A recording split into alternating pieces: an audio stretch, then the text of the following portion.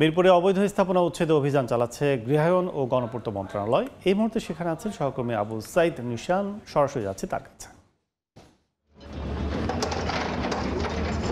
আমরা এই মুহূর্তে মিরপুর ডিওএইচএসের পাশে সাগুপ্তা এরিয়ায় আছি। এখানে জাতীয় গৃহায়ন ও গণপূর্ত মন্ত্রণালয়ের উচ্ছেদ অভিযান পরিচালনা করা হচ্ছে।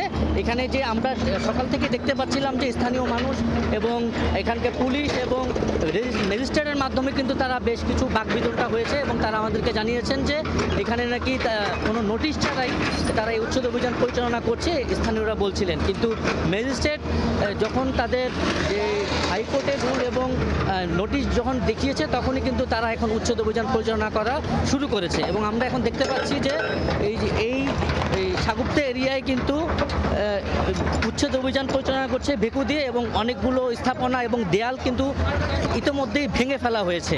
এবং এই উচ্ছেদ অভিযানে কিন্তু তারা আমাদেরকে জানিয়েছেন যে 1324 দাগে এইখানে কিন্তু জাতীয় গৃহায়ন ও গণপূর্ত মন্ত্রণালয়ের জায়গা রয়েছে, যেটা হলো সরকারি খাস জমি।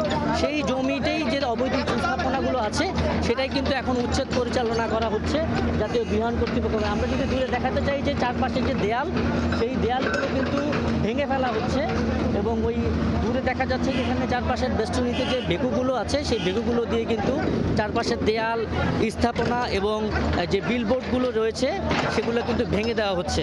এবং এই উচ্ছেদ অভিযানে কিন্তু এখন পর্যন্ত আমাদের কাছে যে আছে যে উচ্ছেদ অভিযান পরিচালনা করছে জাতীয় গৃহায়ন ও গণপূর্ত মন্ত্রণালয় এবং এই উচ্ছেদ অভিযান শেষে আমরা পরবর্তীতে আপডেট জানাতে পারবো। এই ছিল সাগুপ্তা এরিয়া থেকে আমার কাছে সর্বশেষ সংবাদ।